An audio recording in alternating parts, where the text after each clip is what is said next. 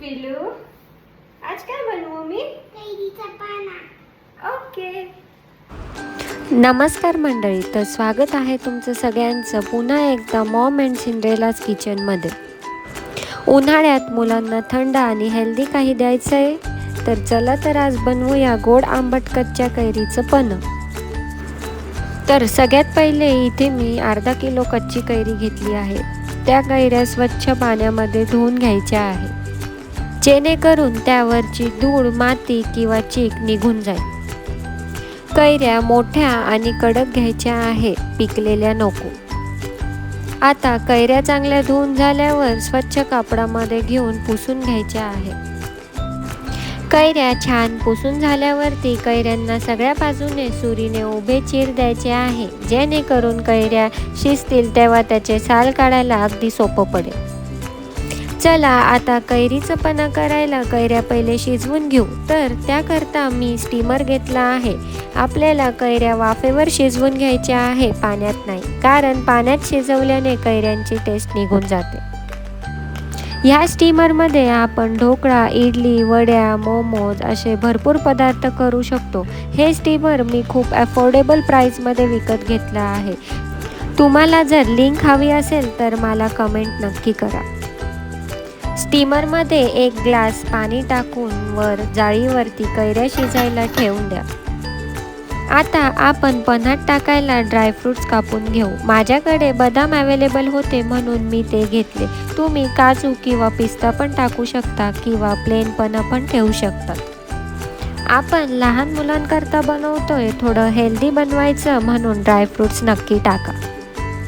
आता त्यानंतरून कैरीचं सिरप बनवायला आपण 2 ते 3 वेलदोडे आणि अर्धा किलो कैरी घेतली आहे, म्हणून 1 ते 1.5 वाटी साखर हे सगळं मिक्सरमध्ये बारीक वाटून घ्यायचं आहे. तुम्ही साखरेच्या ऐवजी गूळ पण वापरू शकतात. एकदम फाईन पावडर झाली पाहिजे.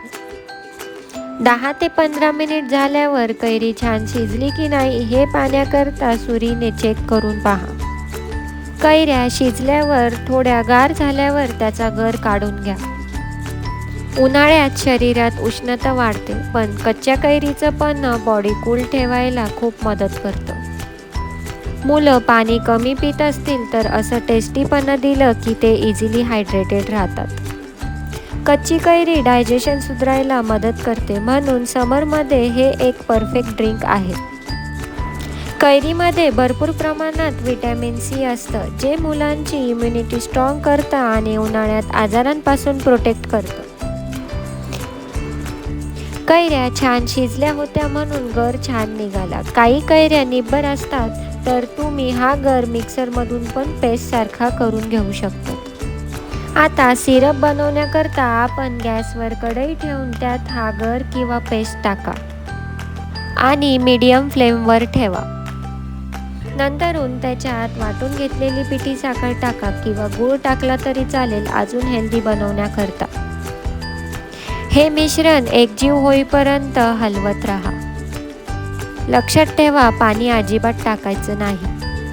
नंतरून त्याच्यात थोडेसे चारोळे, कापून ठेवलेले ड्रायफ्रुट्स आणि पन्ह अजून ग्रीन दिसावं म्हणून ग्रीन फूड कलर टाका. फूड कलर ऑप्शनल आहे, पण त्याने पन्ह अजून अट्रॅक्टिव्ह दिसतं. थोडीशी जायफळ पावडर पण टाका. बघा तर आपल्या कैरीच्या पन्ह्याचं सिरप किती छान दिसतं आहे आणि वाससुद्धा खूप छान येतो आहे.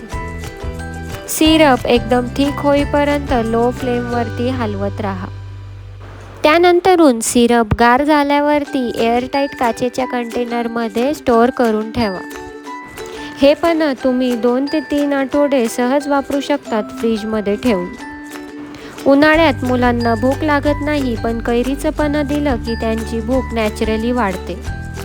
बाहेरचं रोज आणण्यापेक्षा घरचं पन्ह खूपच स्वस्त आणि हेल्दी आहे. म्हणून आई म्हणून एक छोटासा बदल करा. बाहेरचं बंद करा आणि मुलांसाठी घरचं हेल्दी पन्ह सुरू करा.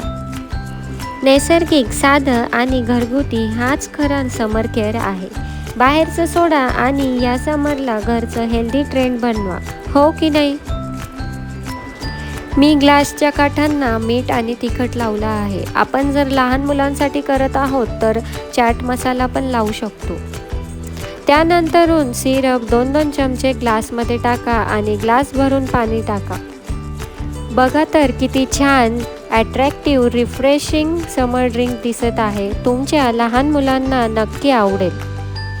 समरमध्ये तुम्ही एकदा तरी हा ड्रिंक ट्राय करून पहा आणि तुमच्या लहान मुलांना प्यायला द्या. मला कमेंट करून सांगा कसं झालं आहे. तोपर्यंत अशाच माझ्या हेल्दी रेसिपीजसाठी सबस्क्राईब करायला विसरू नका. भेटूया पुढच्या नवीन व्हिडिओमध्ये. तोपर्यंत बाय बाय.